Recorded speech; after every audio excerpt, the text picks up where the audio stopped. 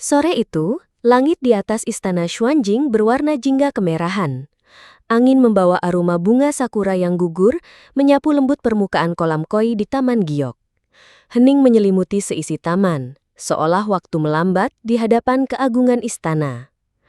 Pangeran Andi berdiri di tepi teras batu giok, menatap air yang tenang. Jubah merah bersulam naga emas membalut tubuhnya yang tinggi dan gagah.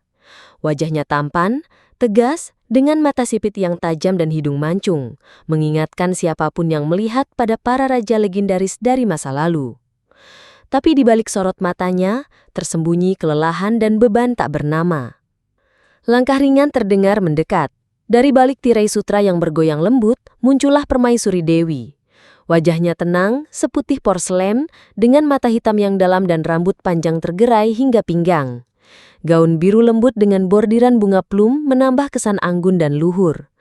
Meski usianya masih muda, ia telah menjadi lambang keteguhan dan keanggunan wanita istana. Ia berhenti di sisi pangeran, memandangnya dengan lembut. "Kau belum makan, suamiku?" katanya pelan. "Apakah pikiranku begitu mudah dibaca?" jawab Andi dengan suara tenang namun hambar. Seorang istri tidak membaca, ia merasa. Andi hanya tersenyum tipis, lalu kembali memandangi kolam. Keheningan di antara mereka lebih berarti daripada kata-kata. Namun ketenangan itu segera terusik. Suara lonceng kecil berdenting dari arah koridor selatan. Seorang wanita muda muncul perlahan, langkahnya anggun dan penuh perhitungan. Selir Sri, selir muda yang baru datang dari provinsi selatan, kini menjadi pembicaraan di seluruh istana. Tubuhnya langsing, tinggi dan berisi di tempat yang tepat.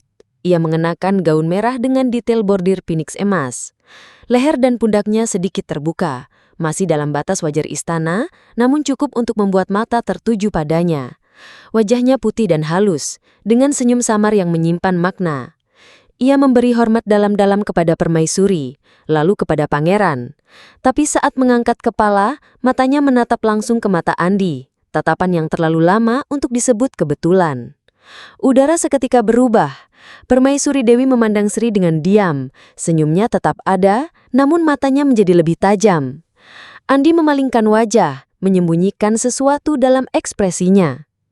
Angin sore bertiup pelan, membawa suara lonceng dan aroma bunga yang memudar, bersamaan dengan kedamaian yang perlahan-lahan mulai retak. Malam turun perlahan di istana Xuanjing. Lentera mulai dinyalakan satu persatu, cahayanya bergetar lembut di balik kertas tipis. Lorong-lorong batu bergema dengan langkah dayang dan penjaga. Tapi di balik keindahan malam, suasana dalam istana mulai menghangat. Seperti bara yang menyala di bawah abu. Di ruang pribadinya, Permaisuri Dewi duduk menghadap cermin perunggu, dibantu dua dayang yang menyisir rambutnya. Wajahnya tampak tenang, tapi sorot matanya menyimpan sesuatu. "Apa yang kau lihat tadi di Taman Lian?" tanyanya pelan kepada dayang kepercayaannya. "Ampun Sri Baginda, hamba hanya melihat selir Sri memberi hormat." Tapi tatapan matanya kepada pangeran agak berbeda. Permaisuri tak berkata banyak. Ia hanya tersenyum tipis sambil menatap bayangan wajahnya di cermin. Tapi dalam hatinya, benih kecurigaan telah tumbuh.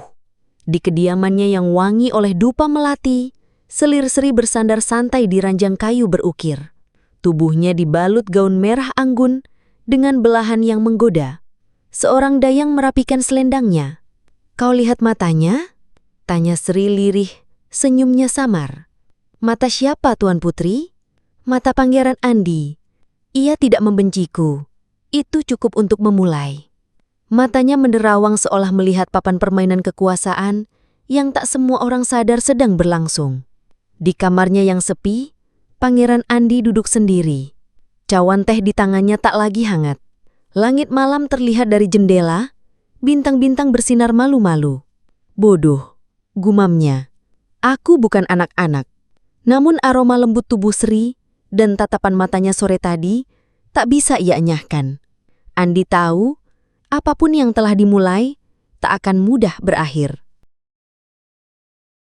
3 hari setelah sore yang membisu di Taman Giok, angin malam kembali membawa aroma bunga plum yang mekar lebih awal.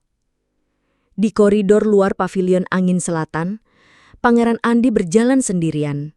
menyusuri jalan batu yang sepi. Ia menghindari keramaian istana malam itu, merasa dadanya semakin sesak oleh pertanyaan-pertanyaan yang tak bisa ia jawab. Tiba-tiba, dari balik tirai bambu di sebuah lorong samping, terdengar suara lembut yang ia kenali. Yang Mulia tampaknya sedang melarikan diri malam ini. Selir Sri muncul dari balik tirai. Tubuhnya hanya diterangi oleh cahaya lentera gantung. Ia mengenakan gaun sutra ungu tua yang jatuh lembut mengikuti lekuk tubuhnya. Lehernya terbuka anggun, rambutnya disanggul tinggi, namun diberi sentuhan liar oleh beberapa helai yang terurai. Andi menghentikan langkahnya, tapi tak berkata apa-apa. "Apakah aku mengganggu?" tanya Sri pelan, matanya bersinar dalam temaram cahaya. "Kau tidak seharusnya berada di luar pavilion malam-malam begini," jawab Andi, nadanya datar, namun matanya tak berpaling.